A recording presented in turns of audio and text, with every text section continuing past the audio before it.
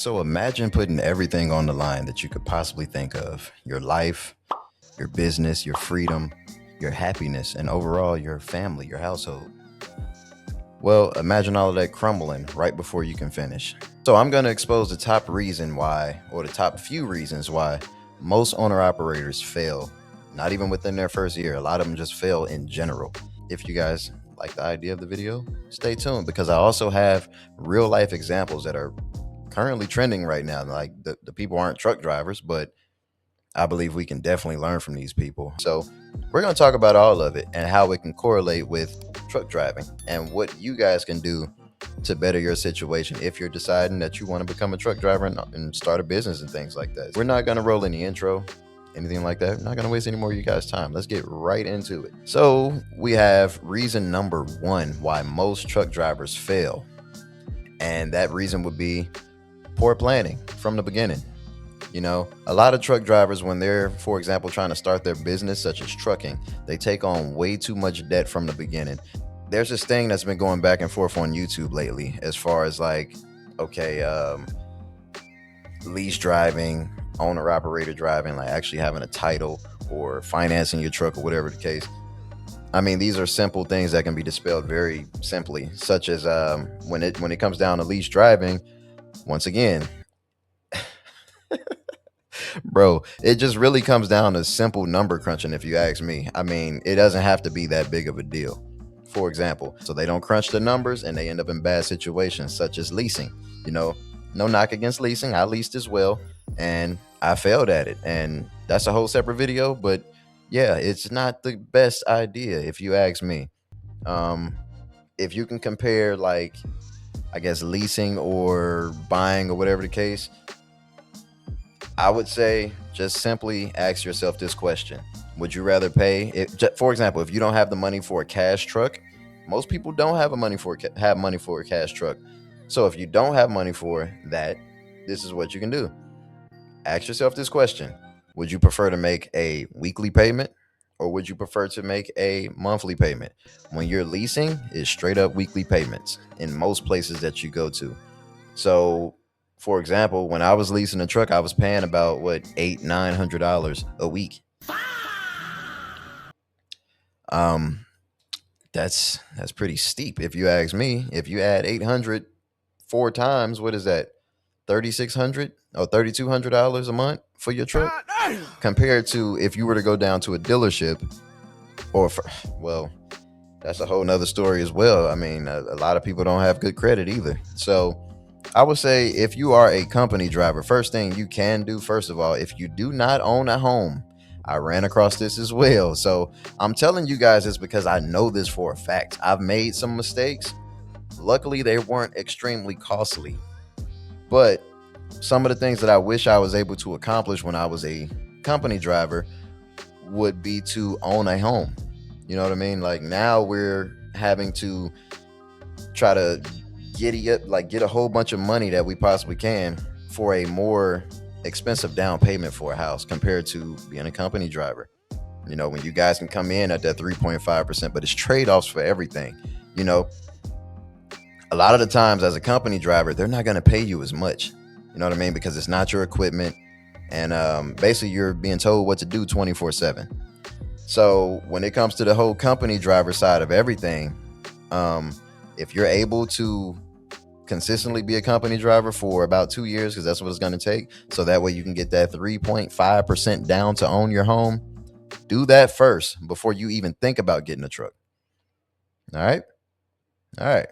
So moving on to the next point. When it comes down to the first point, like I said, with the bad planning from the beginning, a lot of people who buy their first truck or whatever the case, they buy it too early. They jump right into the whole owner operator thing, fresh out of truck driving school, and just expect, oh, I'm going to make the money. I promise you, bro, it's not everybody's going to make that money from the beginning. So you definitely want to take your time when it comes to this and plan accordingly when it comes to you trying to own a truck and start a business and all that type of stuff. Because, bro, it could ruin your life if you don't do things the right way. So moving on to the next point that I have for you guys here. The second reason why a lot of owner operators fail, at least 90% of them fail, statistically speaking, A lot of them don't take care of their equipment. Now, I know you guys think, for example, a lot of owner operators are going to take care of their equipment. I promise you they don't. They do not. I see it every single day. I see a whole lot of truck drivers. They own their truck or whatever the case. And as soon as they come in, you see them walk from the gate, get right in their truck, crank that thing up, turn the lights on, drive off. That's not how you do things, guys. That is not how you want to do things.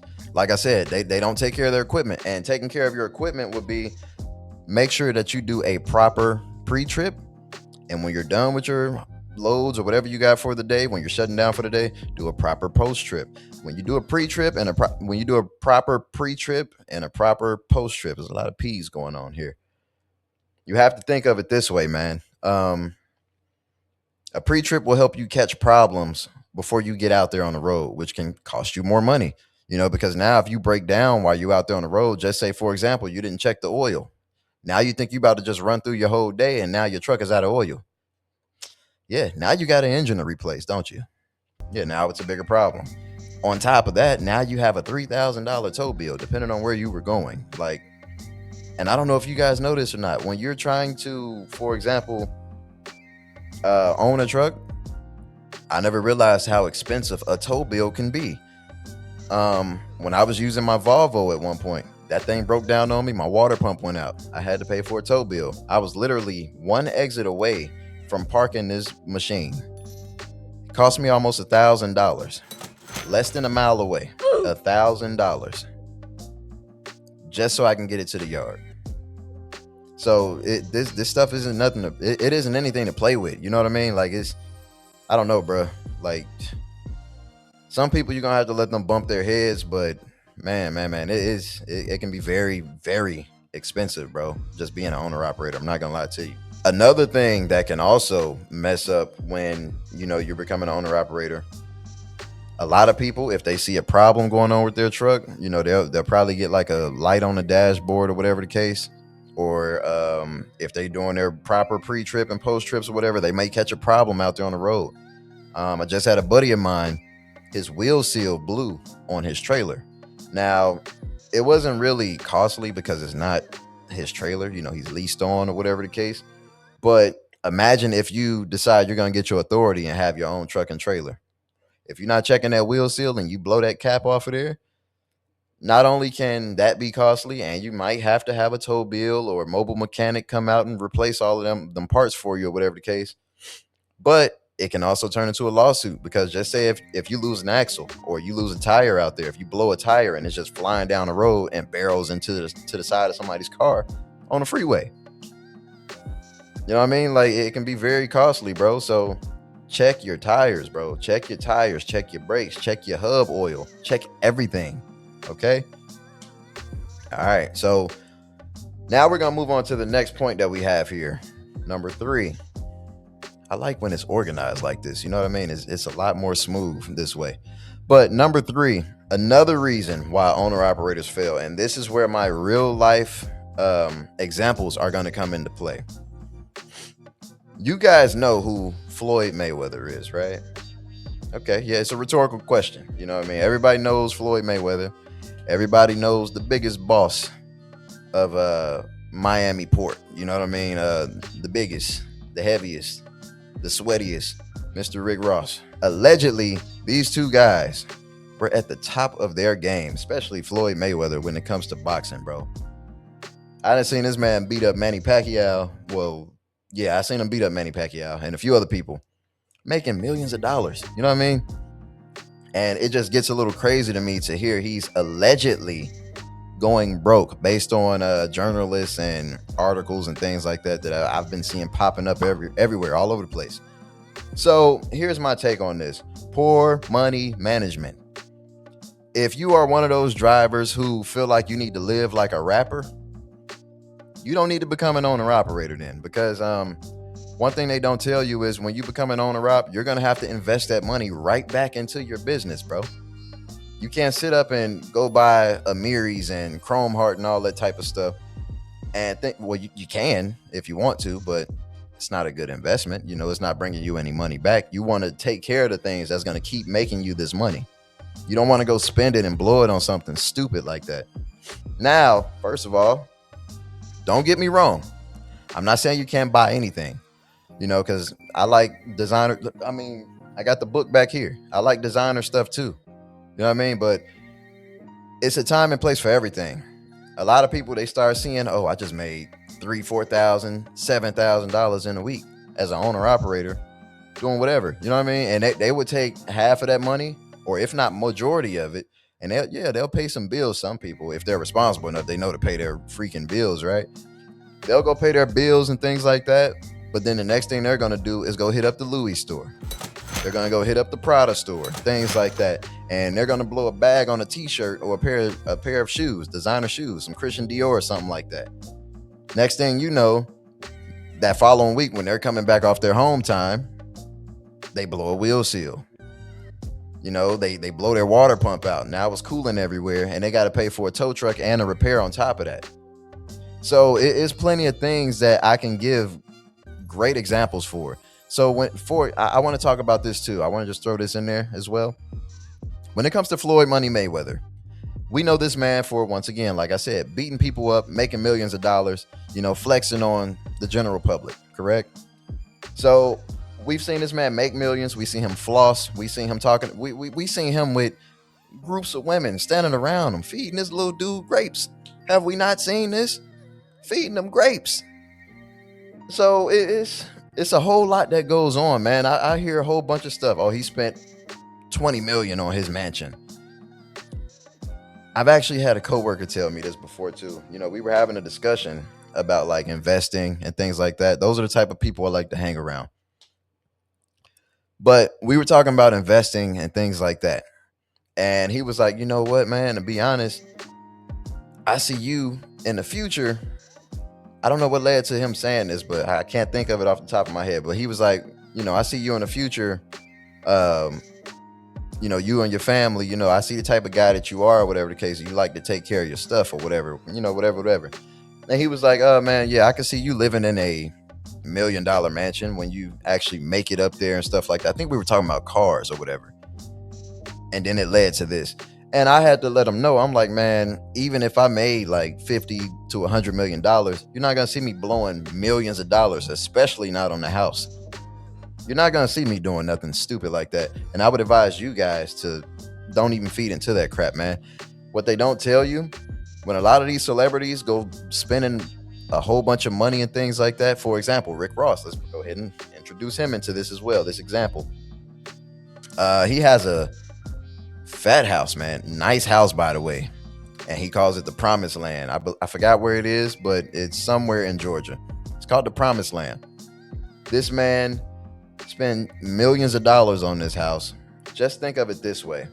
When it's time for him to sell that house, who is he going to sell it to? Who's going to be able to own it? And if you want to say a celebrity, that's fine.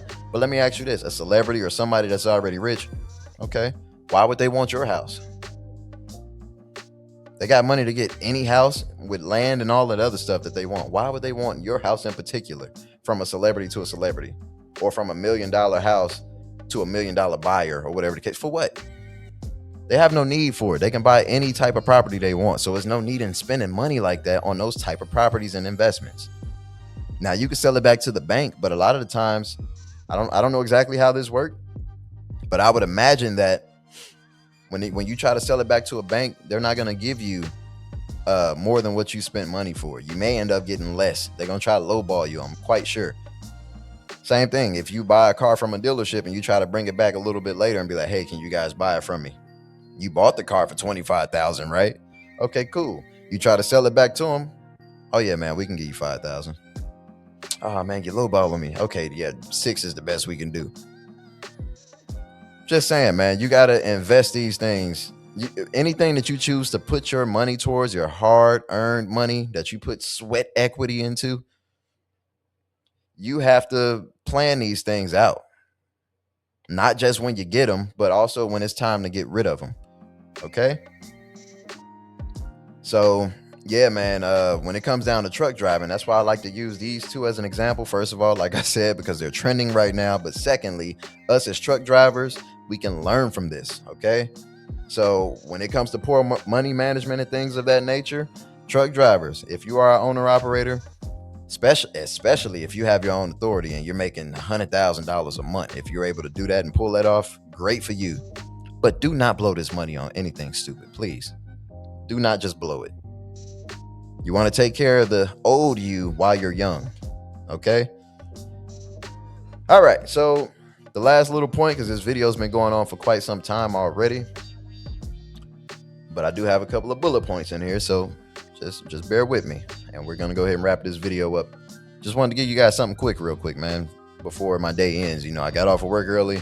May as well come in here, start cooking up some more videos for you guys. We already dropped some and a couple of shorts already. If you want to go check those out, cool.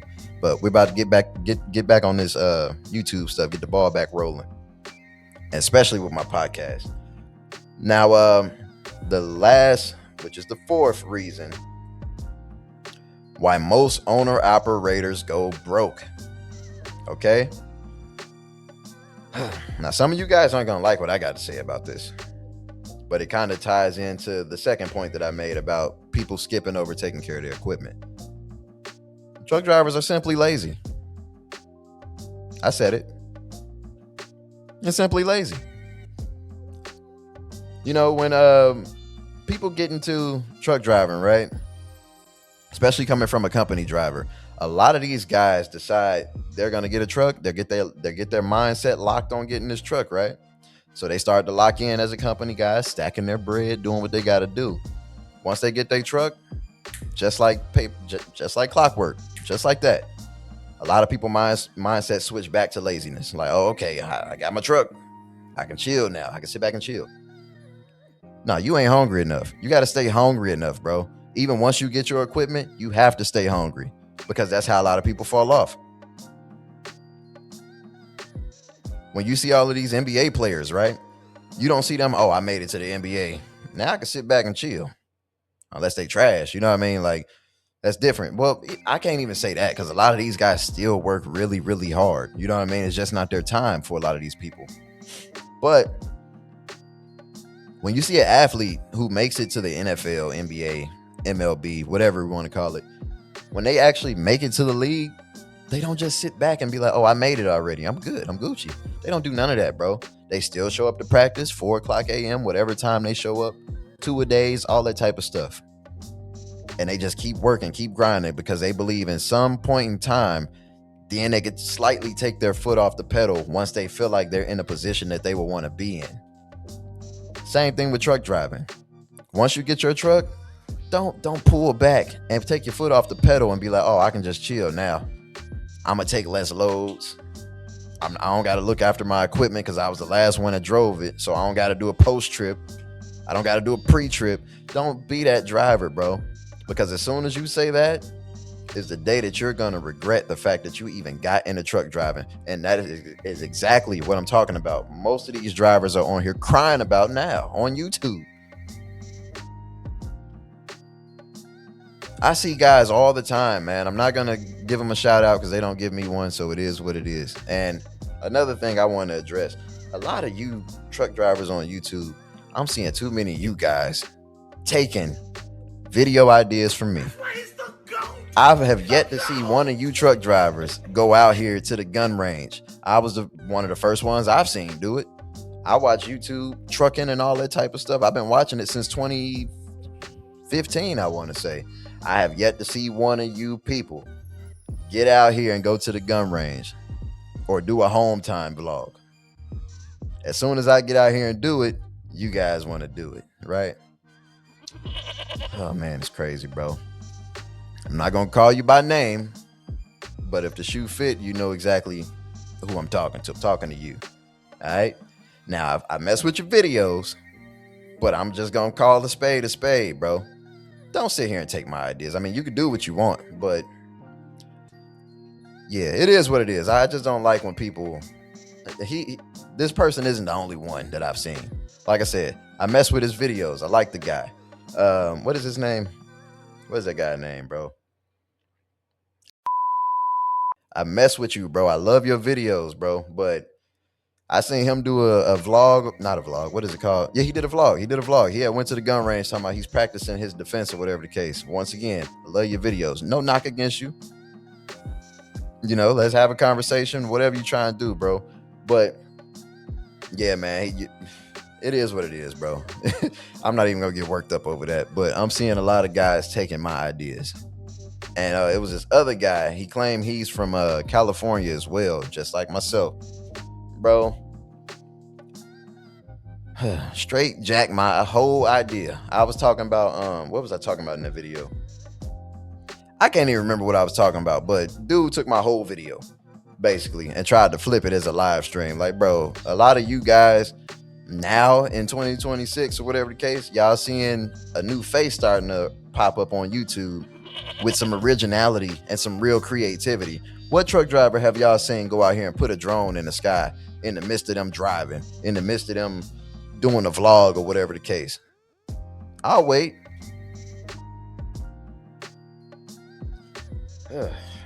Anyway, before I get too hot, yeah, let me get back on topic, bro, because it's pissing me off. Sorry. All right.